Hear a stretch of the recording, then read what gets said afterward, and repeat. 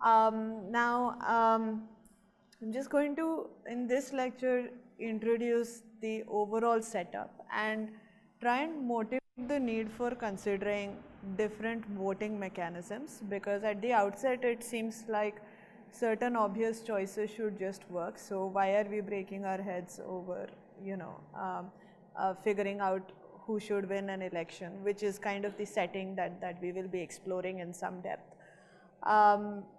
The sessions tomorrow will delve deeper into specific sort of themes, and I'll give a high-level introduction to all of them now. So this lecture will not be so much proofs as it will be concepts, definitions, and just examples, yeah? And in the next lecture, we will probably take a bit of a break just to talk about some generic game theoretic concepts by actually playing a game. So we'll put ourselves in a situation and ask ourselves what would we do. So again, it's more of an intuitive playing field. So that's kind of the plan for today afternoon. So let me just get started with voting, where I'll begin by describing the general setup. You are welcome to think of a political election as a running example at the back of your minds, because that's probably the most intuitive example.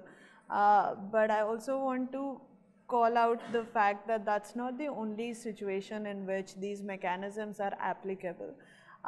Any situation where you have a bunch of people who are trying to decide something, and you have to choose a small number of alternatives from a large pool of potential possibilities, voting mechanisms and the theory of voting would be applicable. So this could be all of you trying to figure out where should you go for dinner tonight, what cuisine, or which film do you want to watch over the weekend.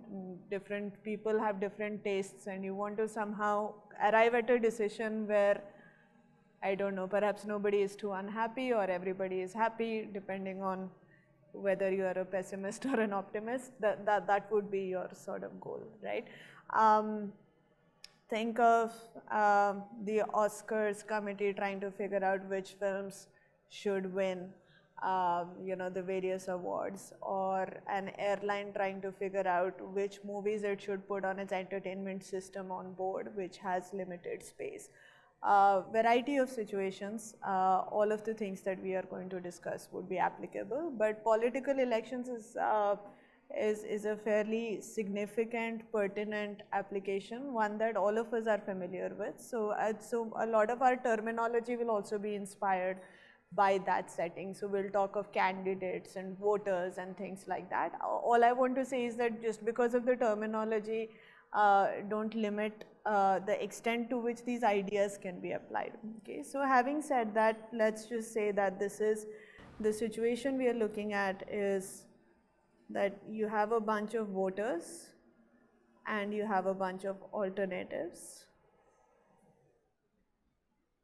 Mathematically, you can think of these as fixed, finite, and disjoint sets, although there will be situations where these sets need not even be disjoint. So it could be that the voters are the alternatives and they're voting amongst each other about each other. You could be in such a situation, but that's not one that we will encounter. So to keep things simple, I'm just going to assume that the set of voters is distinct from the set of alternatives, and the main component of the input is that voters express preferences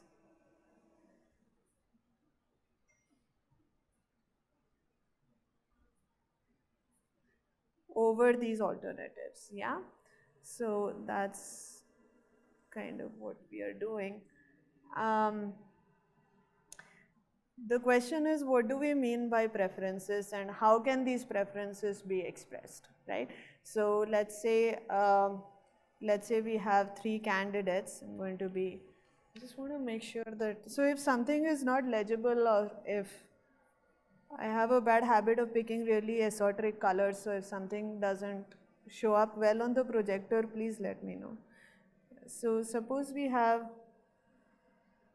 3 alternatives. I'm going to be unimaginative and call them A, B, C, but this could be, I don't know, Indian Italian or Chinese for dinner, think of your favorite example at the back of your mind. How do you think you would like to express your preferences over these alternatives? What is a natural way of capturing them? You have already seen one way so far. We talked about students expressing preferences over programs, for instance, or residents expressing preferences over hospitals, or applicants expressing preferences over posts. So how were those preferences expressed?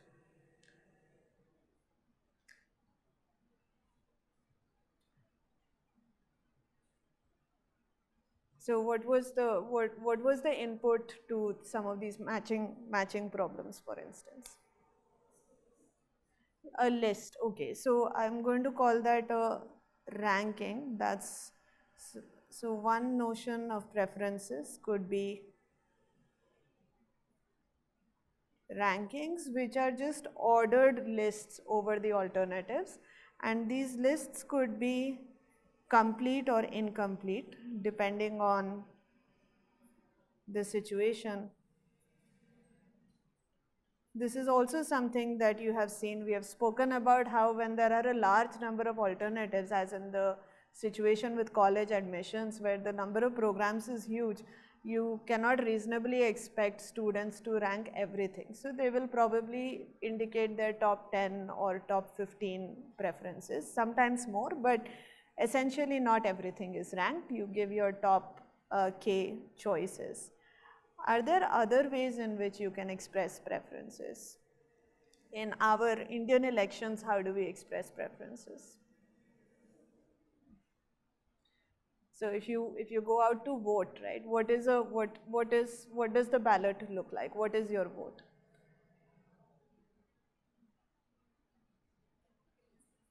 Sorry? So I'm not sure I caught that, so I'm going to ask you to repeat.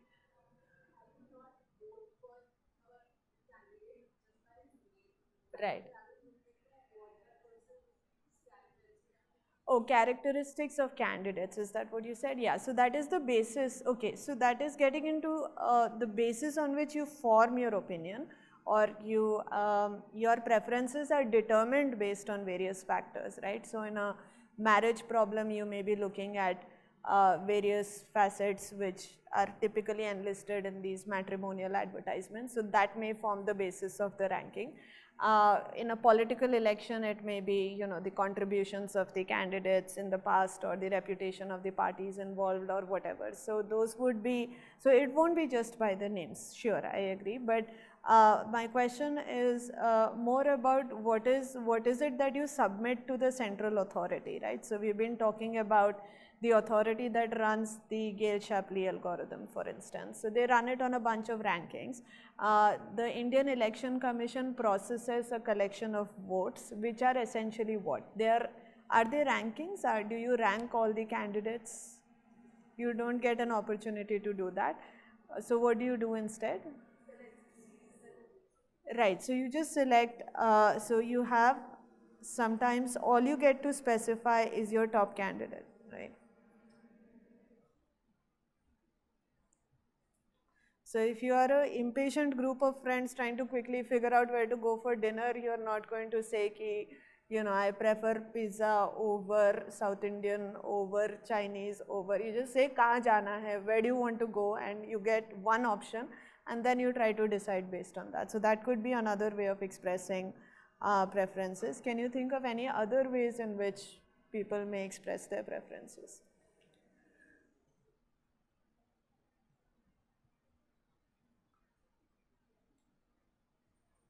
Yeah. Right, right.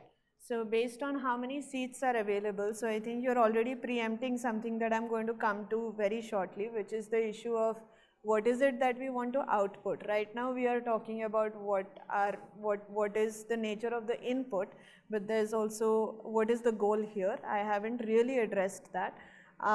So implicitly perhaps we are thinking that the goal is to select a winning alternative. That is the place that you decide to go to for dinner, or the person that's going to, you know, lead the nation for a 5-year term. So there is a notion of a winner that's probably already implicit in your minds, but there could be situations where it's not just one winner. Maybe you're, you know, at an apartment, there's housing society elections, so they have to pick a committee of typically 10 people. Somebody is the chair, somebody is the treasurer, somebody looks after security, somebody looks after something else, maintenance, etc. So you're trying to pick a group of 10 people who can run the show. So you have, in this case, a concept of multiple winners. And even in political elections, you have a concept of people representing you in some sort of a parliament. So you are trying to really elect multiple people. And if you're really picky about your taste in food, then you may decide to split up into 2 groups and go your separate ways. So maybe there are 2 restaurants that get picked by the group, and you know, you just decide to go to 2 different places. So there could be scenarios where there are multiple alternatives that get chosen, in which case it may be natural to say that people you know, vote for not one person, but perhaps if you want to select 10 people, then maybe you vote for 10 people. That's your, in your head, that's the ideal committee, and that's what you're voting for, right? So I'm just going to generalize that a little bit to say that, to just account for a few other possibilities, and in general say that you could express your preferences as what is called an approval ballot, which is a little more general than just giving your top candidate. Here essentially for every option, it's like a yay or nay. So you say, well, am I okay with this alternative, or am I not okay with this alternative? So these are just binary preferences. For every alternative, you give them a thumbs up or a thumbs down, okay? And you could also, I mean, some people generalize this to a 3-way ballot, where you have the option of saying that you really like somebody, or that you really dislike somebody, or that you are neutral about somebody. So you could do that as well. So the difference between rankings and approval ballots is that in rankings you're inherently making a lot of pairwise comparisons in your head, because it's all about saying that you prefer this person over this person, or this alternative over that alternative, and so on. Whereas in approval ballots, it's very specific to the individual alternative whom you are just evaluating on their own merit. So it's either that this person is cool and this person is not cool. So that's the sort of situation. And there are other ways in which you could do this. So incomplete rankings, we are really thinking about truncated rankings here, but there are other ways in which rankings could be in some sense incomplete. For instance, a lot of people like to study partial orders or weak orders, which are, so weak orders are easier to explain. They're essentially rankings where you allow for ties. So you say that you're allowed to say that you are indifferent between certain candidates. Partial orders are even more general, and so on and so forth. So I don't want to get into too many details at this stage. I just wanted to allude to the fact that preferences can be expressed in a number of ways, and for now we will continue to focus on rankings because that's what we have looked at. But tomorrow we will talk a little bit also about approval ballots, and that is because that's also an interesting and slightly different situation. What do we want from the system? This is the input. You have voters and alternatives, and you have every voter expressing preferences over alternatives. What do you want as the output? We have already discussed this. So it could be either that you want a single winner, or that you want to elect a committee. Is there anything else that you could possibly want?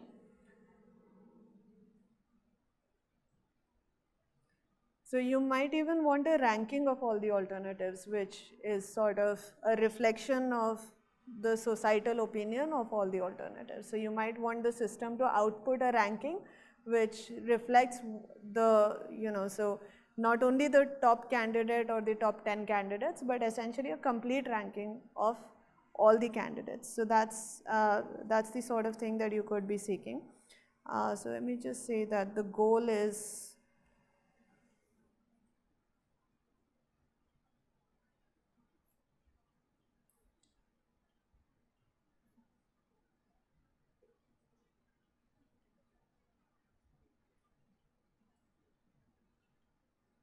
so the goal is to find a winning alternative, but keep in mind that it could also be a committee or a ranking. And again, we'll just stick to the problem of finding winners. Although there is a bit of an issue with regards to ties. So you may be in a situation where the only natural thing is to just output everybody as a winner because everyone's doing equally well.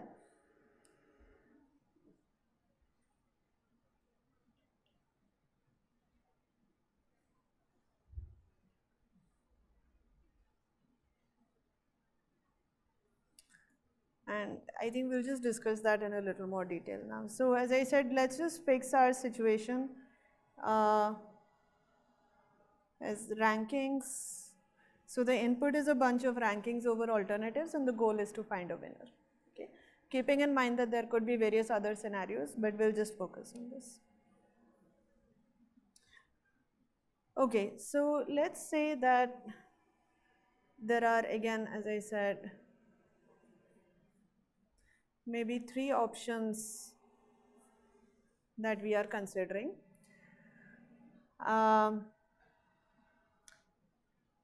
Now, let's suppose that A is the most popular option in some sense. Let's say that A gets 5 votes and B and C get 3 and 4 votes each. Okay.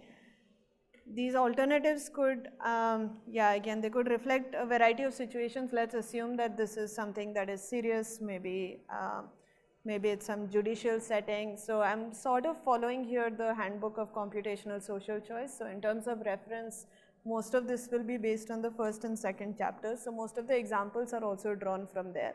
So in the handbook, the specific example they're considering is determining the fate of prisoners. I don't know why it's always so morbid. So A is, I think, some sort of a, let's say, death penalty, and then B is letting them go free, and C is some maybe interim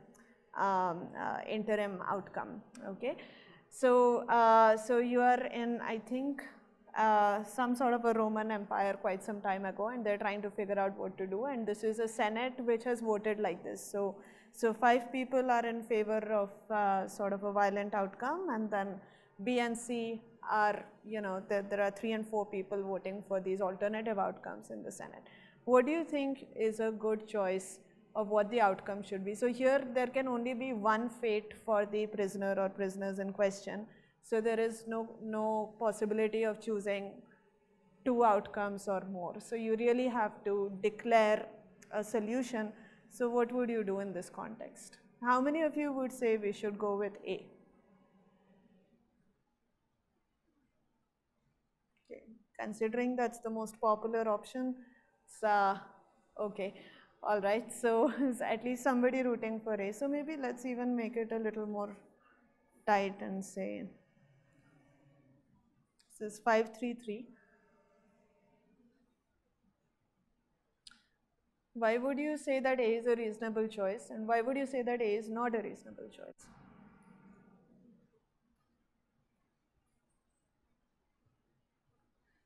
So I'm kind of cheating a bit and only showing you the top options here rather than showing you the full rankings, but it's still enough to drive a discussion. So let's still talk about this.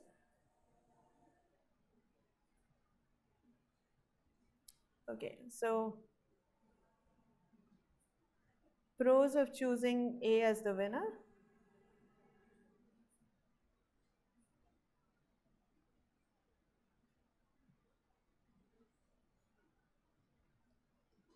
Okay, so nobody seems to like A, so why would you not want to choose A as the winner?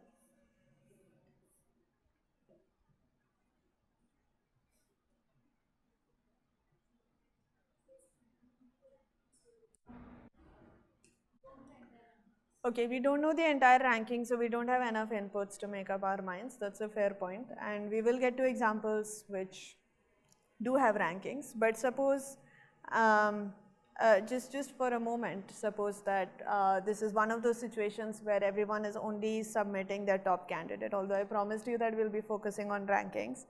Let's just say that folks are focused on their top candidate. And that's all the information that you have to wrestle with. Is there a clear concept of what's a good outcome? it's not a clear majority, it's not more than 50%, and therefore, in some sense, yeah, so B and C together have 6 votes, right? And that makes it, so this is,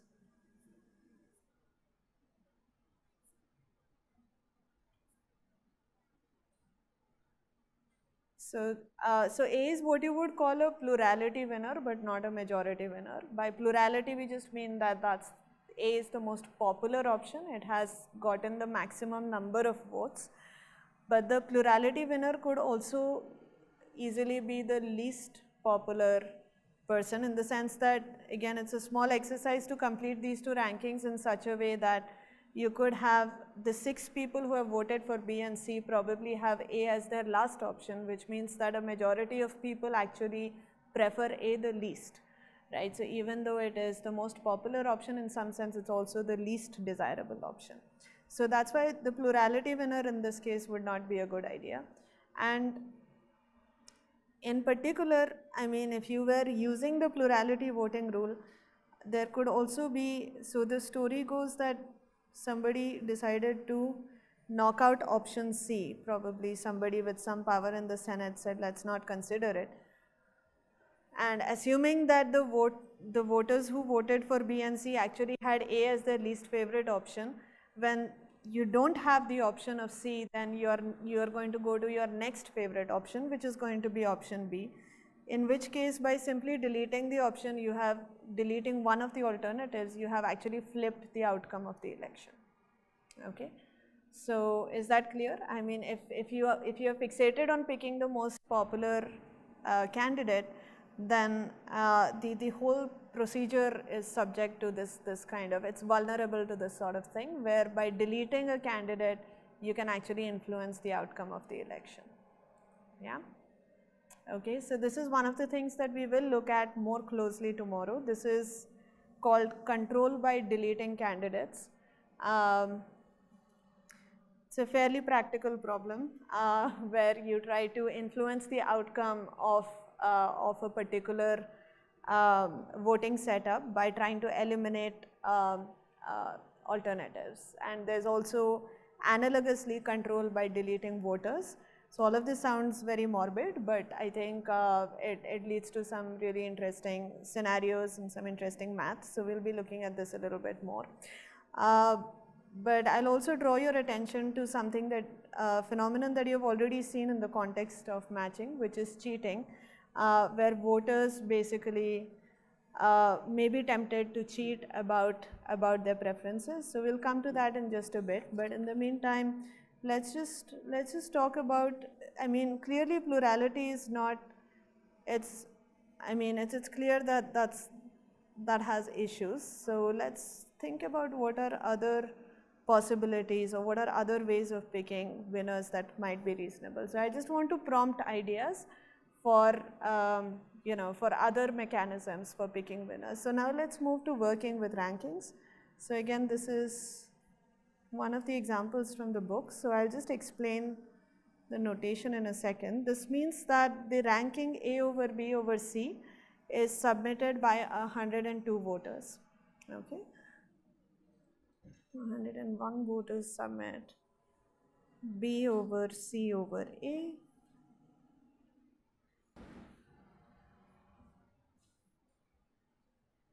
All right.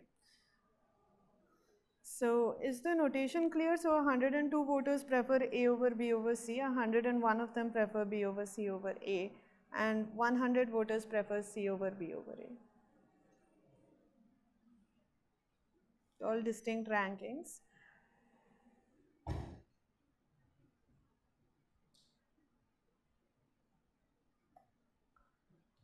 And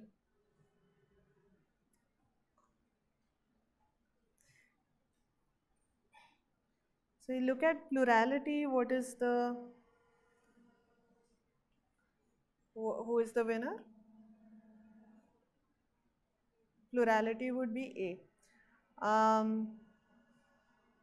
Again, this is a situation where the plurality winner is the least preferred outcome in terms of the remaining 201 voters really liking it the least.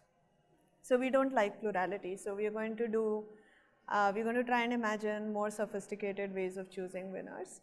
Are there any suggestions? So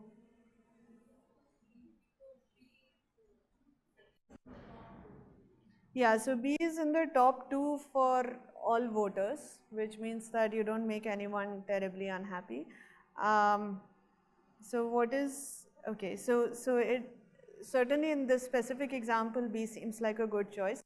Can we think of formalizing a mechanism which actually makes B win based on this idea? So clearly the main issue with plurality is that it is not considering um, anything beyond the top vote. So since it is not even taking that information into account, it cannot take advantage of any of the other information. So we need to, this motivates the need for mechanisms that actually dig deeper into the rankings and actually use all that extra information that is there. So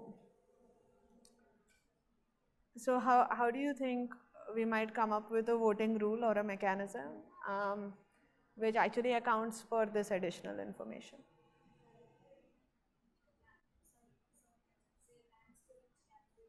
Right. Right. So one natural thing to do is to maybe give points to the candidates based on where they are ranked by the voters, right? So for instance, you pointed out already, B is ranked at position 1 by 101 voters and at position 2 by 202 voters, right? And similarly, this is A's situation.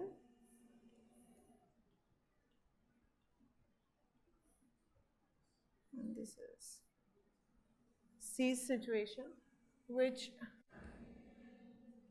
I mean, yeah, so something like 1, 2, and 3 may not have been bad if, for example, if the last bundle had a higher weight, then C may have even come out on top. But in this case, intuitively, we do see that B is doing well. How do we formalize this? So let's say that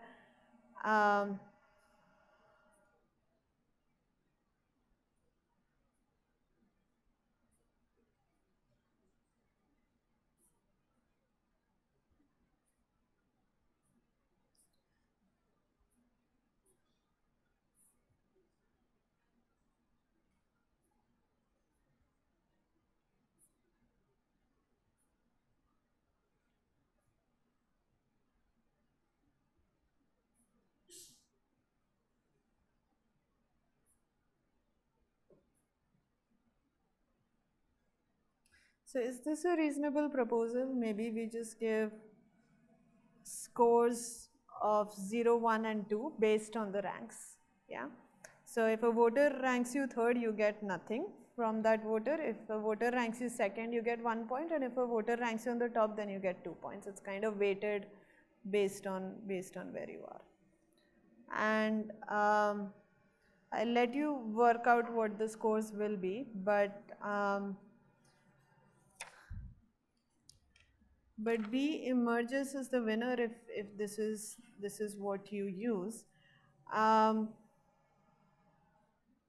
So this is a special case of a wide class of voting rules called scoring rules, where you can imagine that the 0, 1, 2 vector can be adapted in different ways, possibly leading to different outcomes. And again, we will have more to say about scoring rules later, but essentially if you give me a score vector, you have a scoring rule, right? So it could be that you want your scores to be -2, 0, +2, for instance. Like you want to heavily penalize being ranked last and you want to heavily reward being ranked on the top, and Beachka is a neutral stance, so you give 0 points for being ranked in the middle. That could be another way of looking at it. Plurality is a special case of a scoring rule where the scoring vector is, what is 0, 0, 1. And if you've heard of terms like veto, veto is another scoring rule where essentially it's a flipped scoring vector. You give 1 for everything other than being ranked at the bottom, and if you're ranked at the bottom, you get 0. So that's kind of the opposite of plurality.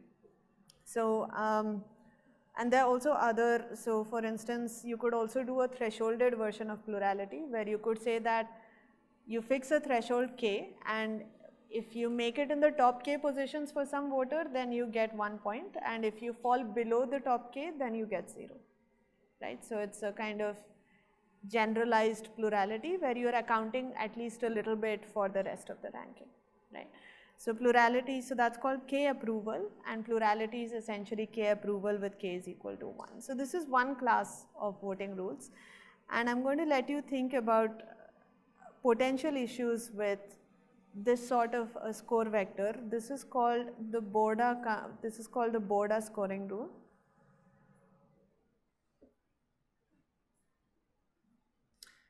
And as I said, going the score vector route gives you a whole class of voting rules called scoring rules. But let's also think about another way of looking at elections, which is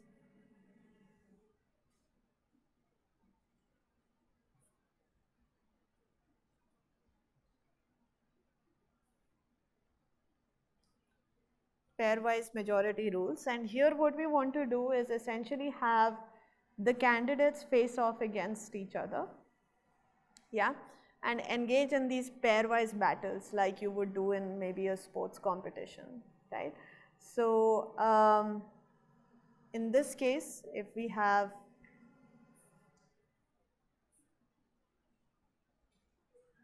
a pairwise election between these candidates, who would win or lose? So notice that we have an odd number of voters. So there would be, this is very similar to the sort of situation we had with popular matchings, where you basically ask the voters which candidate do you prefer. So the number of voters who prefer A over B versus the number of voters who prefer B over A, that's what you want to analyze when you're doing the pairwise contest between A and B, right? So what are we looking at here? So between A and B, who wins between A and B? So I just want you to focus.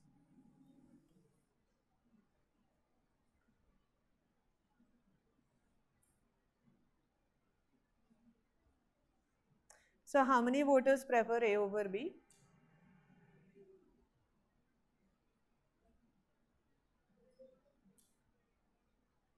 So 102 voters that prefer A over B, and all the remaining voters prefer B over A, right? So between A and B, I would say that B wins this pairwise election. Yes. Between B and C, so let's just focus on B and C.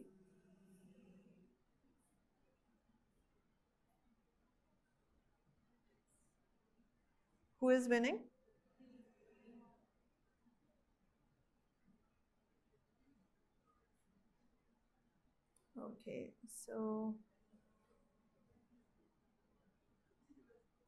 Okay, so I want to illustrate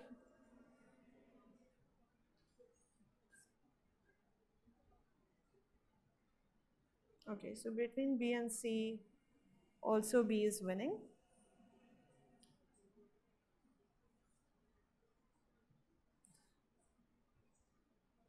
I do want to be sure about this though. Yeah, okay.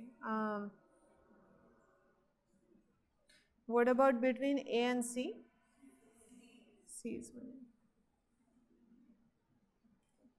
Fine. So in this setting, we see that B again seems like a natural choice, given the fact that it's winning it's winning the two pairwise elections that it participates in, right?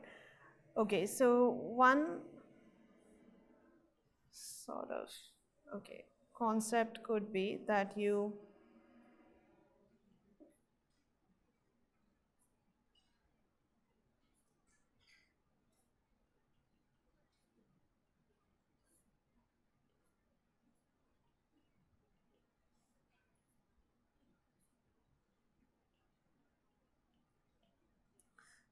beat every other candidate in a pairwise contest. That would be, if a candidate does this, then it seems very reasonable to choose this candidate as the winning candidate. And notice that in this example, this is different from the plurality candidate, right?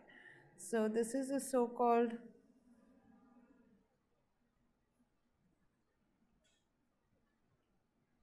Condorcet winner.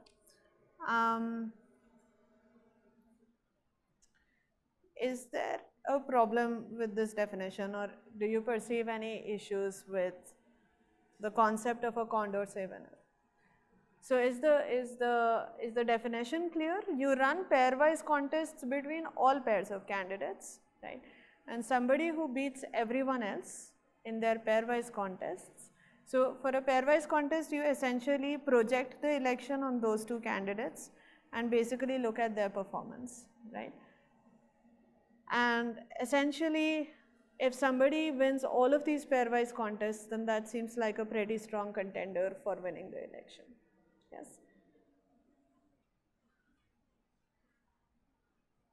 So, is there a problem with this?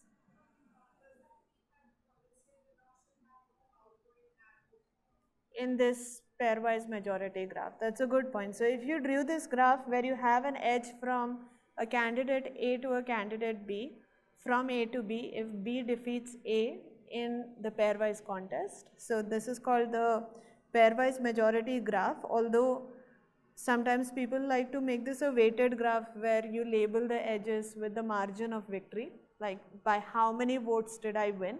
So you may want to keep track of those numbers as well, but for now I'm just keeping it simple.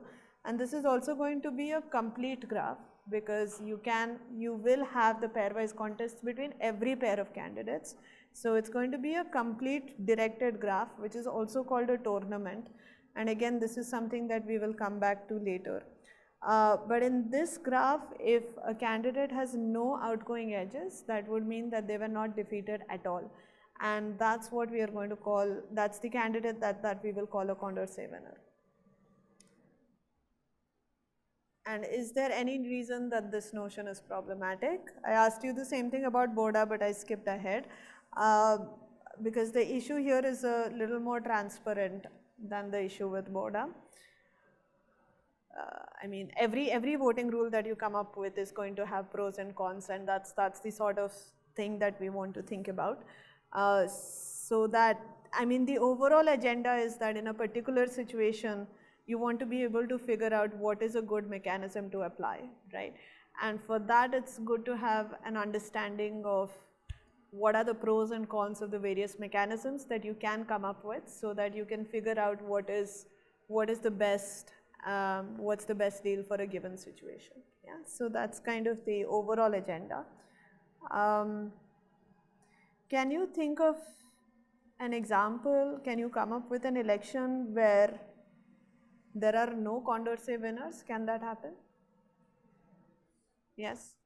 Okay, can somebody quickly give me an example, maybe even by modifying this one, but yeah, so yeah, the graph will look like a cycle, but what I want is the numbers that make that graph feasible. So what do I want? So if you have a cycle, you don't have Condorcet winners.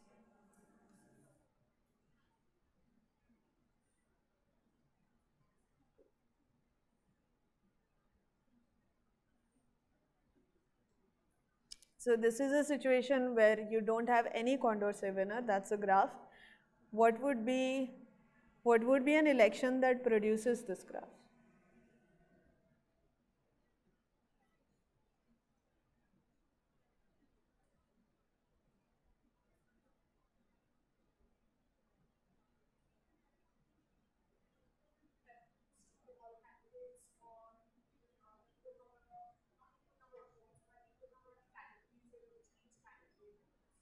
Equal number of votes in which each candidate wins or is on the top or something like that. Yeah, so I mean, maybe you're looking for some sort of symmetry, I suppose. So you want, so let's say in this case, I want B to beat A in pairwise elections. So let's just say we have one vote of each kind, right? So here, so let me just rotate this a bit.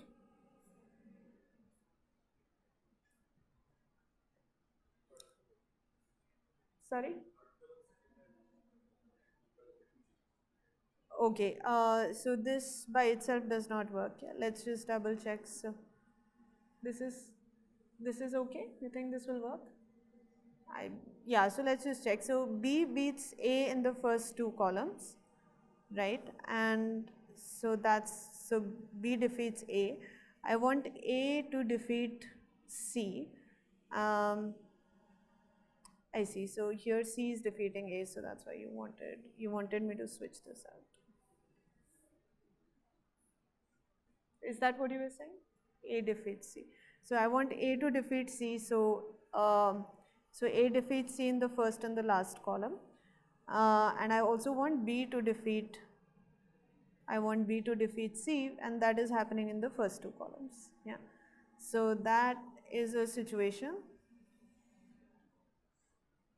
where a Condorcet winner does not even exist, and this is called a majority cycle,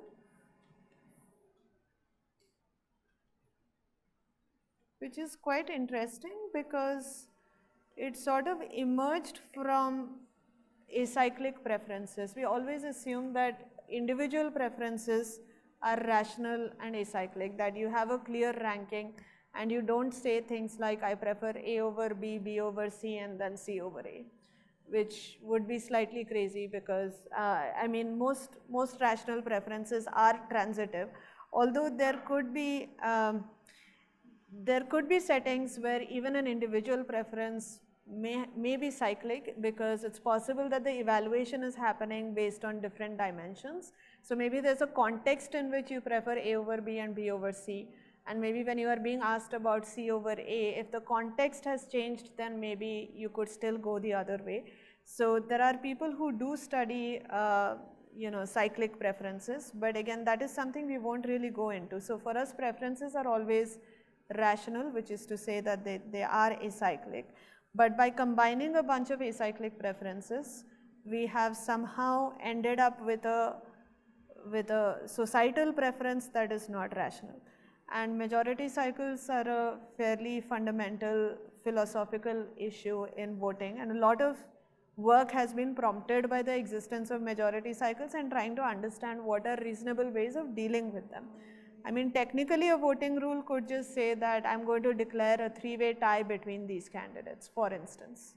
Assuming, so this could be a majority cycle that's embedded in a larger election where it's conceivable that these three candidates are dominating everyone else and all the remaining edges are outgoing, but there is a cycle between these three, in which case it may seem reasonable to say that there is a three-way tie and you figure out how you want to resolve it.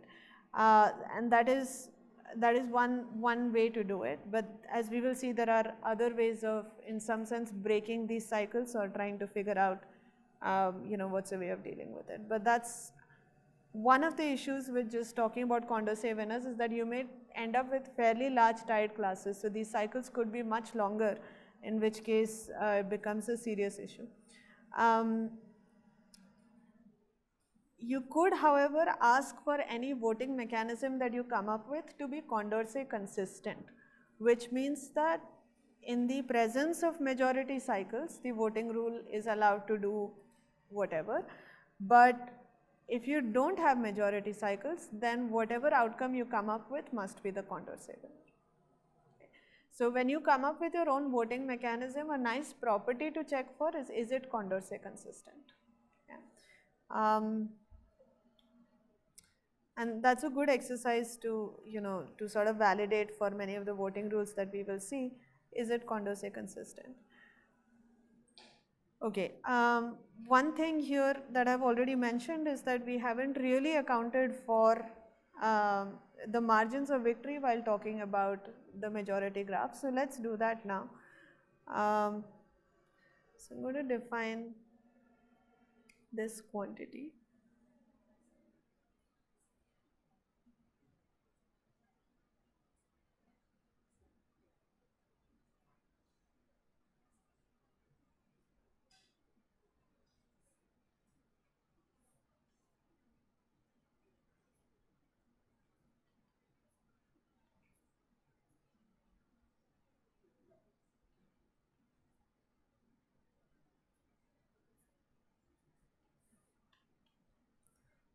So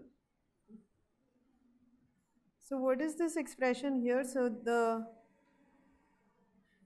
this notation here is basically it's the notation for the preference of the jth voter, and it's saying that the jth voter prefers A over B. Okay. So N is the set of voters, A is the set of alternatives.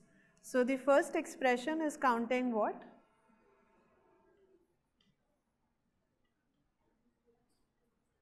So right, that's the number of voters who prefer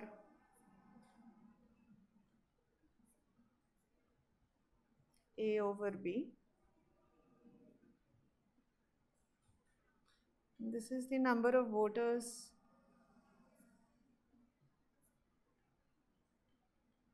who prefer B over A.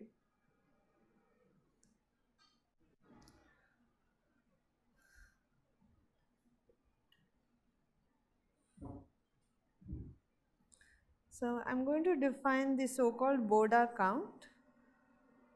So the net of A over B is just the, if A is defeating B in the pairwise election between A and B, then you can think of net of A over B as essentially the margin of victory, right? By how many votes, I mean, what is the gap? How many more voters prefer A over B to B over A, right? Okay. And if A is losing, then it's pretty much the same margin but with a negative sign, right? So because A is losing, it's the same thing. So the Borda count for a candidate X, so this is sometimes called the symmetric Borda score to distinguish it from the scoring based Borda. So this is just the sum of the net battles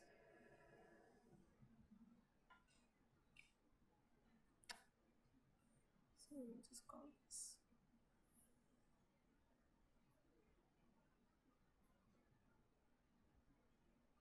So essentially I'm running I'm pitting A against all the remaining alternatives, and I'm picking up its margins of victory, margins of victory or defeat depending on the situation, and I'm adding it all up.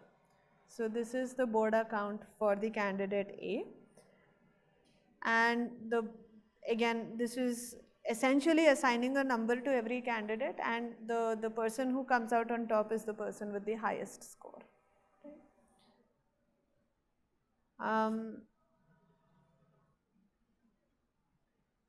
Is there a connection between the Borda count and the Borda score, the score-based Borda voting rule that we saw before, which is here?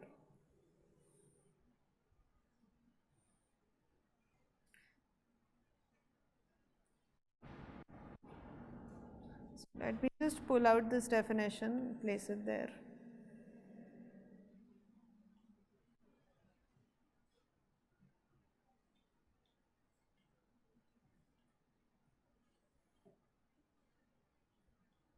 So remember that the net is just the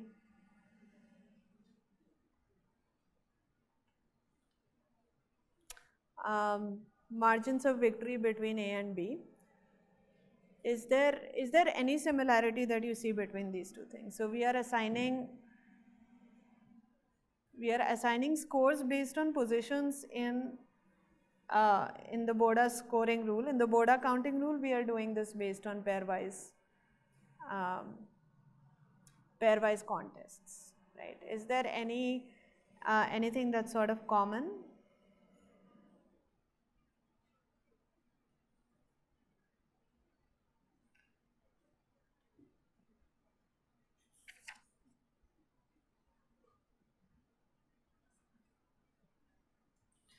Okay, so there is a relationship between these two quantities, and let me just at least try and convey some intuition. So when we are giving 2 points to A for every voter that ranks A on the top, right? So these are, if you think of the pairwise majority graph, so if you look at A in the pairwise majority graph, it has these edges to B and C, right? And we are thinking of the net of A over B is the number of voters who prefer A over B minus the number of voters who prefer B over A. So at least the number of voters who prefer A over B, that is essentially this arrow here and this 102 here. So you did give 1 point for that, and you gave another point for, so you gave 2 points, right, because its position was 2 and you gave 2 points. You can think of those 2 points as being distributed over 1 point for defeating B and 1 point for defeating C. Okay, if you had a bigger ranking and somebody is in the third position over, let's say, 10 candidates, if you are ranked third, that means you are defeating 7 other candidates, and that's, so the score that you are getting can be thought of as 1 point for each candidate that you defeat, and that plays into the net score, although in the net score you are counting it differently. I mean, here you are counting it per voter, so the scores across 2 edges are kind of getting clubbed in these 2 points, right? So I think that's, so from the net score, the first component, which is the number of voters who prefer A over B, that is being accounted for by the Borda score. What is not being accounted for in the scoring version is the remaining amount, which is in some sense the loss.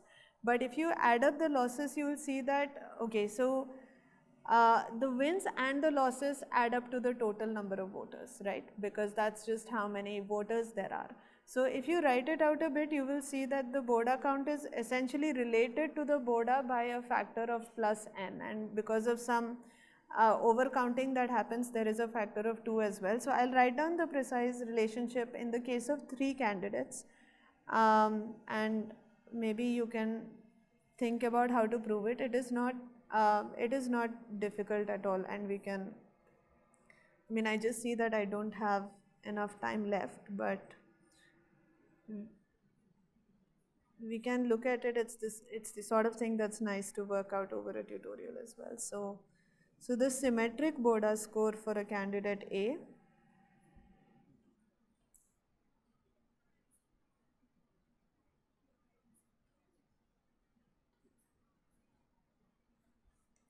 So this is how I'm going to put it, and I'm going to leave this as an exercise for now.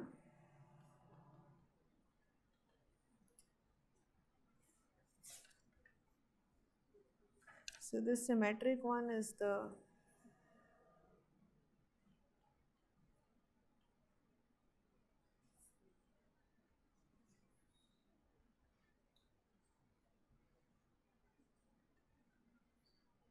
So I always get confused. So the asymmetric one is the one based on the scoring vector, and the symmetric one is based on the pairwise majority elections and the margins of victory and defeat.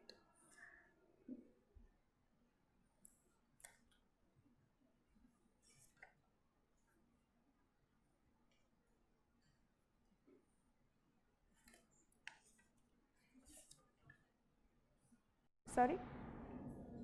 N is the total number of voters. Thanks.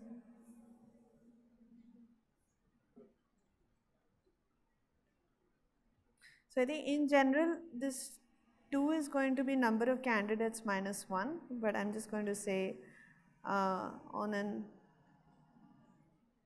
election with 3 candidates, because it's just a little less messy to see.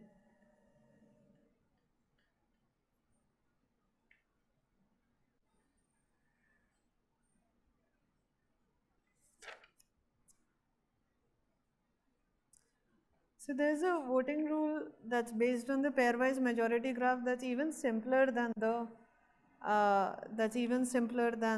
Borda count, in the sense that we don't even worry so much about the margins.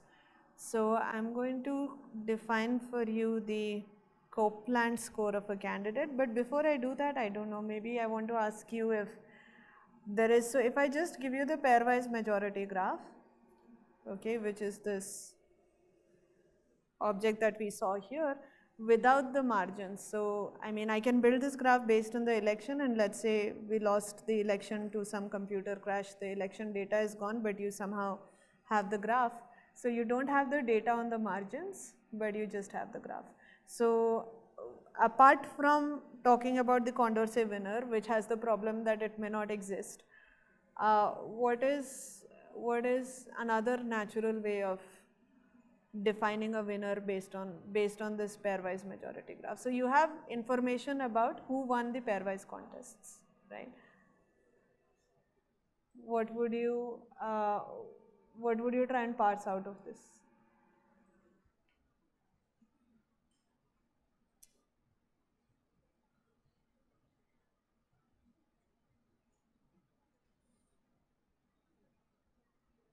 So if you focus your attention on, so maybe let me just draw an abstract tournament.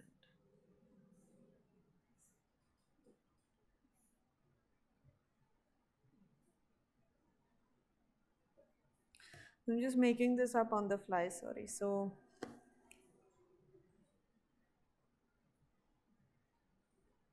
here maybe we have a majority cycle.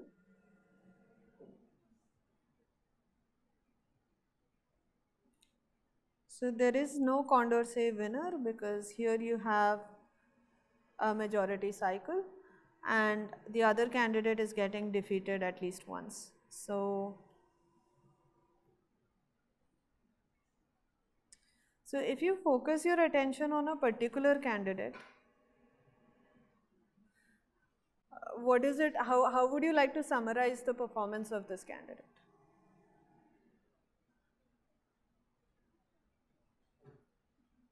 in this election? So this candidate here right on top,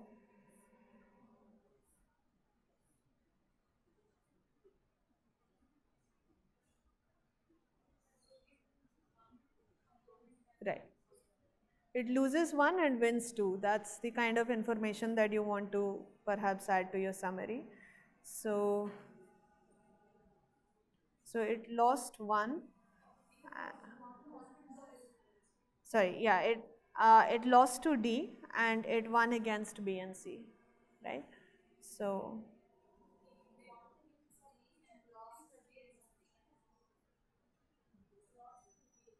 oh, sorry. Okay, so the convention is that the arrow is from A to B if A is winning. So sorry. So A wins against B, wins against C, and loses to D. Is that a fair summary?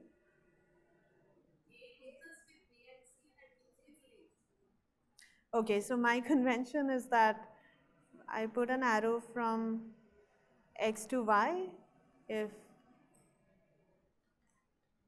X wins.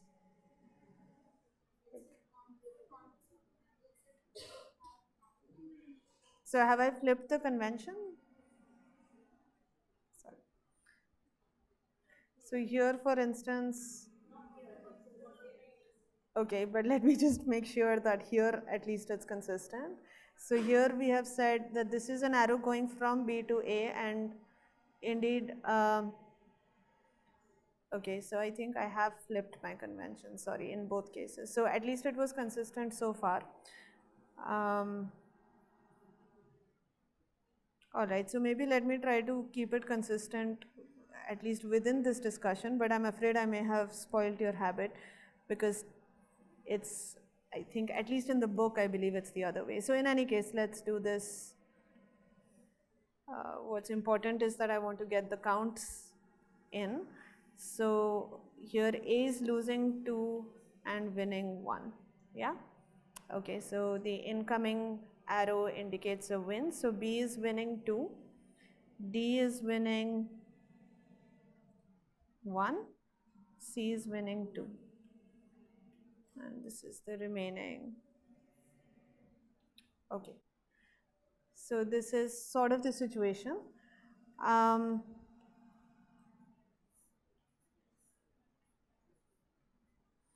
So these wins and losses, can you convert them? Can you convert this information into some sort of a score and come up with a voting rule based on that?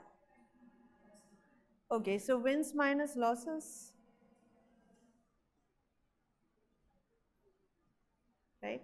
So for every candidate, count the number of candidates that she is beating versus the number of candidates against whom she is losing, and that difference is the Copeland score of the candidate.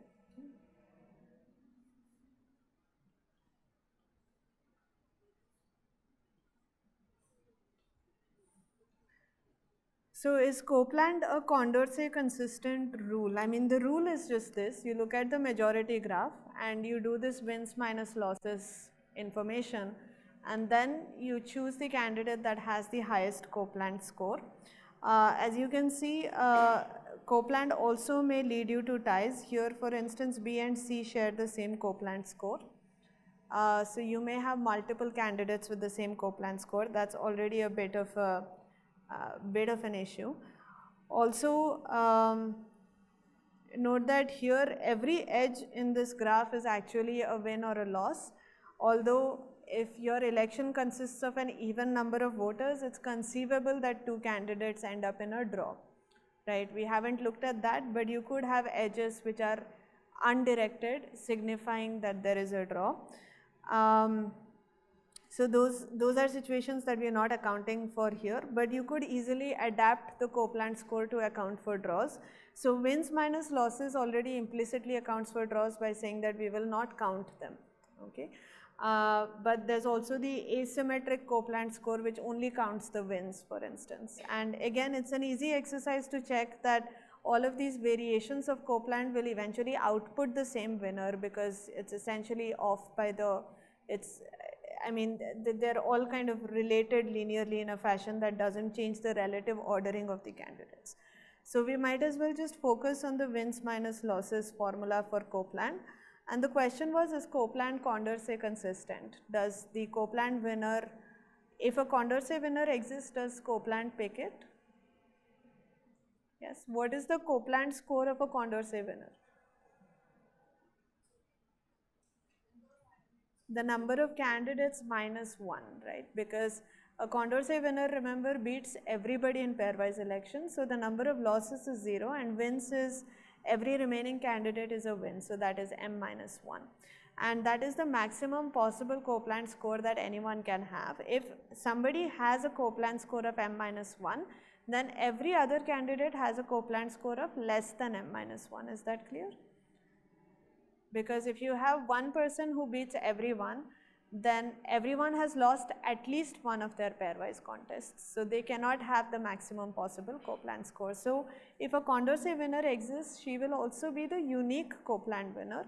But in the event that a Condorcet winner does not exist, so for instance here, I mean, we do have a majority cycle and it is rated differently by Copeland and so on. So there is, so Copeland can do interesting things when Condorcet winners don't exist. Okay, so I promised you that I will allude to the issue of cheating along the same lines that you have seen in the context of matching. So let's just talk about this a bit. So again, I'll outline an example for you. It's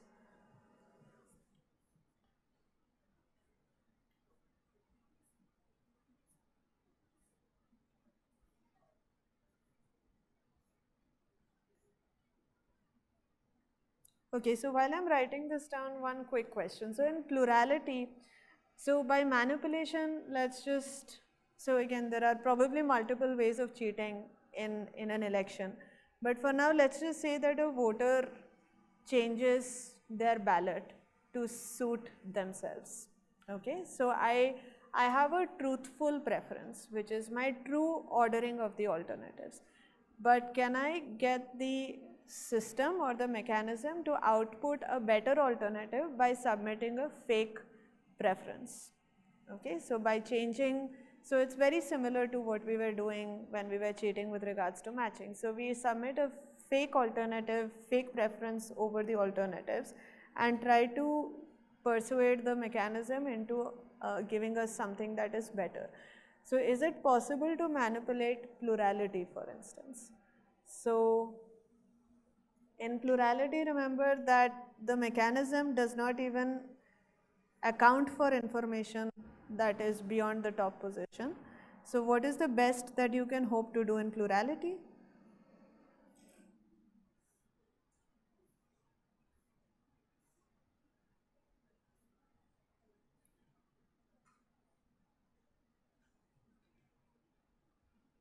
So just intuitively, does it make sense to, so let's say that the plurality winner, so in some abstract election, the plurality winner is A, and A is not, sorry, so A is not your favorite candidate. That's why you're even thinking of manipulating. If A was your top option, you wouldn't even bother, right?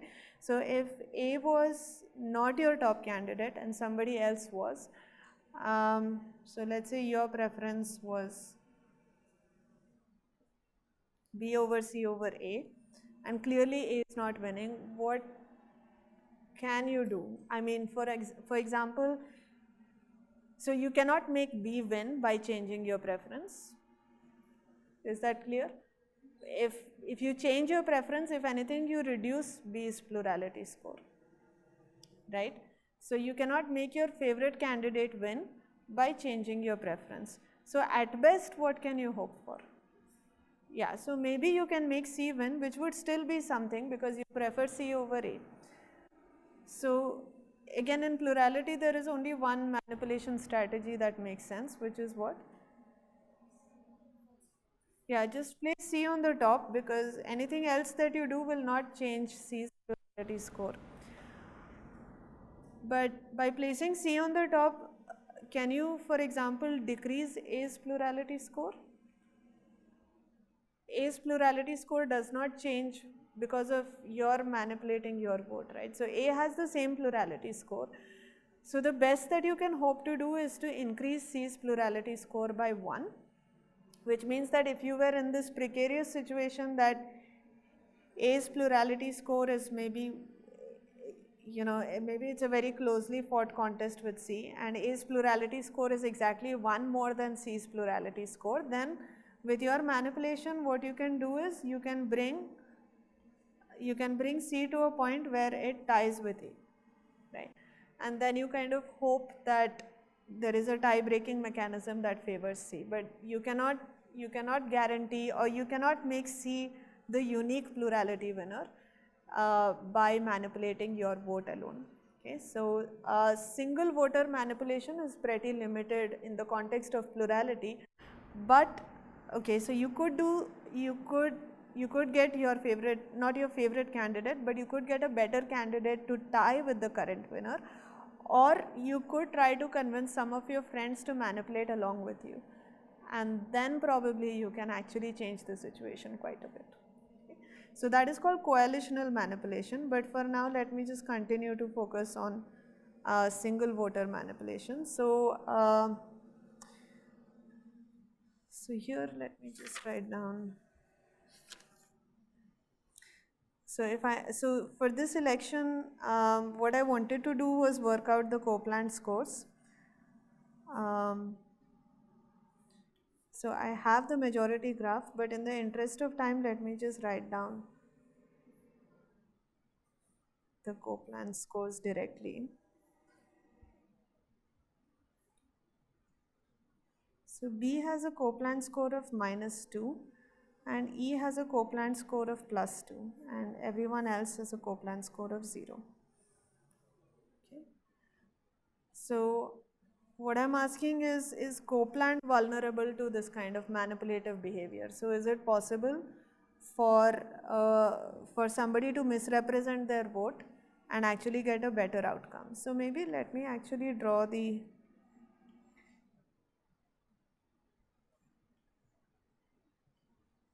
majority graph here.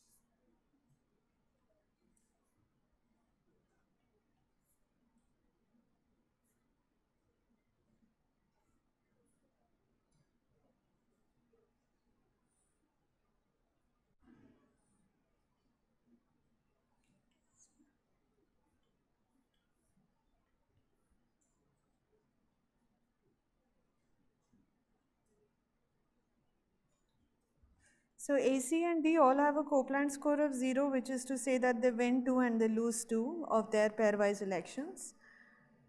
B has a Copeland score of -2 and E has a Copeland score of +2. This is because if you look at E, so the notation here is that between A and B, A wins over B. Okay, so 4 voters prefer A to B and 3 voters prefer E to A. B to A, sorry. So between A and C, 2 voters prefer A over C and the remaining 5 voters prefer C over A. Okay, so that's the notation here. So if you look at E, E is winning against A, E is winning against B and against C, and it's losing to D. So it has essentially a Copeland score of 3 minus 1. So remember that Copeland is wins minus losses, right? So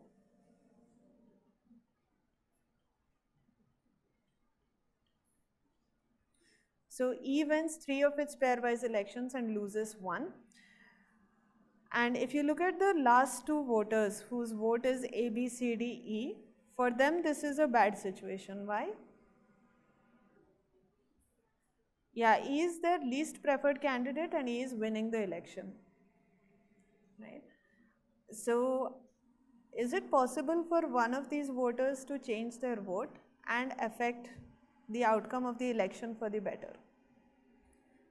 Any different outcome will be good for them because he is their least preferred candidate. So even if you can get D to win, that will be better than the current situation.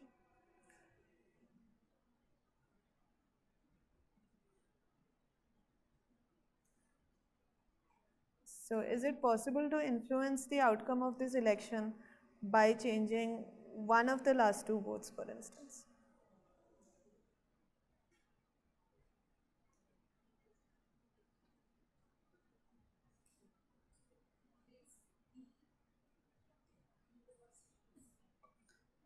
Okay, so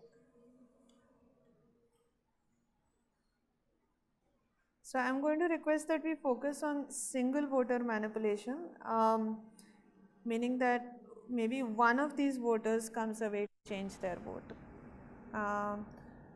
Okay, so we'll come back to both of them colluding to manipulate. That'll clearly have a greater impact because you have more leeway to do things. But what if one of them decided to submit a false preference? How much damage can they do in terms of changing the outcome of the election?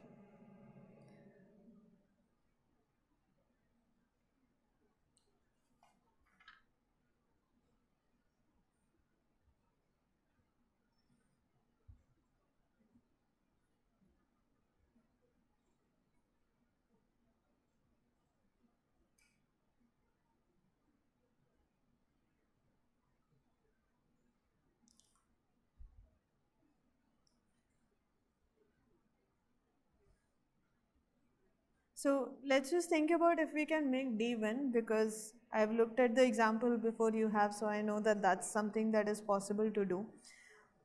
So let's look at the scores for D. So D is losing to A and D is losing to C, but is winning against B and winning against D. Okay, and notice that the wins against B and E are with a decent margin, meaning it is 5 to 2, right? So D has 5 voters preferring it over, meaning that there is some leeway. Even if D loses one of its votes the other way, even then D will continue to dominate these 2 pairwise contests because there is some margin. On the other hand, where D is losing to A and C, these are closely fought elections. This is 4,3, which means A has 4 voters preferring it over D and there are 3 voters who prefer D over A. So a switch here would actually make D fare much better. So, and notice that if only one voter is manipulating, what is their extent of influence on these pairwise elections? Can they make it, like can they make a, I don't know, yeah, so you cannot make a 20-20 go to, 15-25 by just changing your vote. Your vote is just going to have the influence of at most one flip. Either your pairwise preference stays the same, in which case that contest is not affected at all, or it goes from being like this to, you shave off one from here and you increase this by one. That's the extent of influence that you can have by changing one vote. So if an election is not closely contested, you are not going to actually change the outcome. So in fact, the good outcomes for B and D, you are not going to run the risk of destroying them, because the margin there is a lot of cushioning. So you don't run the risk of making it worse for D. But on the other hand, you have the scope for improving the closely contested elections with A and C. So how do you think you can change this vote to actually execute this plan? Right, let's just keep D in the first place. And I guess it doesn't even matter what you do to the rest. So if you keep D in the first place, the fate here is going to flip. So previously what was happening was that D was losing to D was losing to A, B and C in the original vote, right? Because you placed D fourth. So D was losing to A, B and C. So as far as A and C in particular are concerned, because of this flip, these fates are going to change. So this 4,3 will become now 3,4, right? So because A has lost one of its supporters relative to D, and similarly C has also lost one of its supporters relative to D. So the 4,3 again for CD also becomes 3,4. The other two elections only improve or stay the same by putting D on top. Okay, so this is one way in which you can in fact improve the score of D, the Copeland score of D from 0 to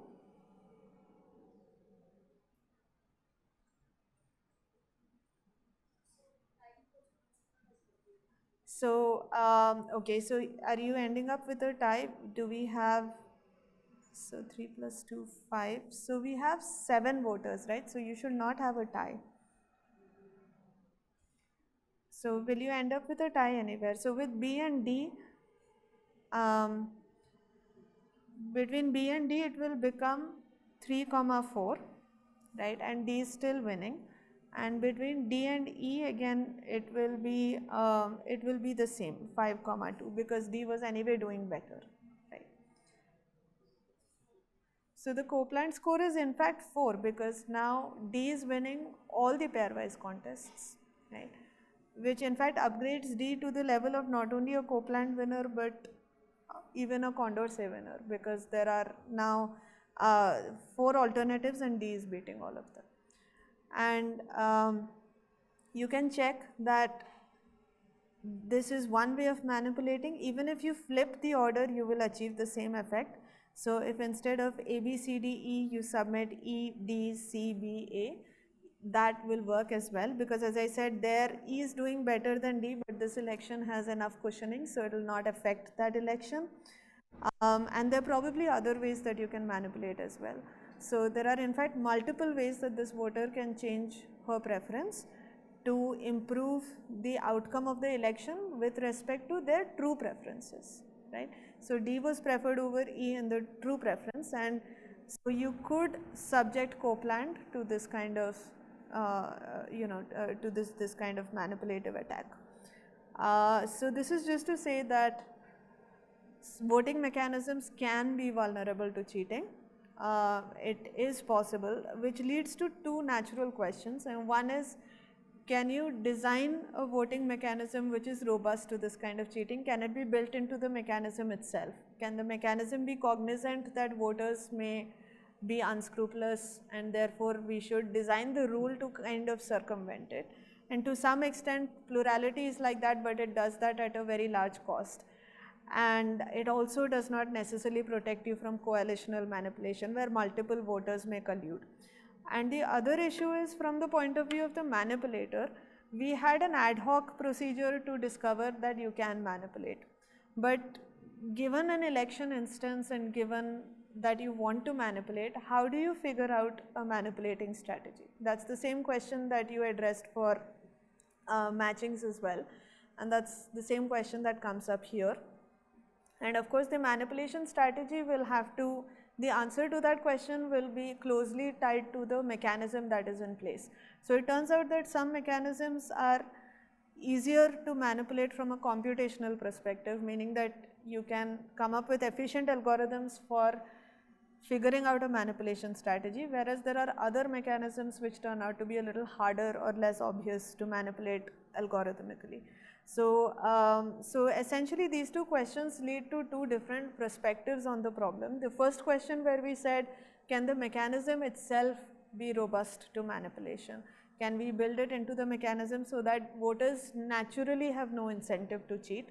That is what one might call an axiomatic perspective. You are saying that this is a desirable property of a voting mechanism, that it should not be vulnerable to manipulative attack.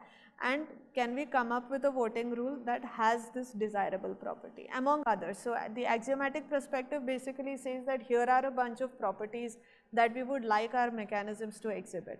So for instance, suppose the mechanism is spewing out a ranking rather than a winner, right? So we said that we may want to output a ranking which reflects the societal consensus.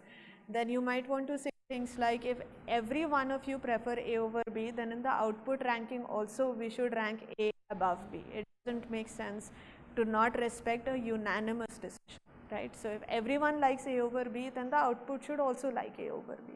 So that's an example of a desirable property, and there are many such natural properties that you could come up with that you say that a voting mechanism should respect. And non-vulnerability, meaning not being vulnerable to manipulative attacks, is one such property. And the question therein becomes, well, can you satisfy a few natural properties together along with non-manipulability? So that's one sort of question which unfortunately turns out to have a somewhat negative answer, and we will try to formalize this more in due course. But the other question, which takes a slightly computational point of view, where you say, okay, I mean, maybe the mechanism itself cannot be hardwired to avoid manipulation, but perhaps we can discover that it is not easy for a manipulator to find a manipulative strategy, right? Maybe it is computationally challenging, in which case it is as good as practically infeasible. So that is a line of thought that has been scattered across several recent papers, but that's a line of thought that's also been severely debated, because you could theoretically establish the hardness, the computational hardness of manipulation, but it's still possible that you can try some ad hoc strategies like we've been doing, and that heuristics work well in practice. So, so it's a very interesting debate, and it applies not only to the manipulation problem the way that I've stated it, but it also applies to other forms of doing undesirable things like control, which we alluded to in the beginning, control by deleting voters, deleting candidates, and other forms of control. So these are all interesting strategic issues that come up, and we will be focusing a little more on the computational view as opposed to the axiomatic view, but we will at least state the theorems that are known in the axiomatic world which motivate the computational investigation. So that is sort of the plan for much of what we will do tomorrow.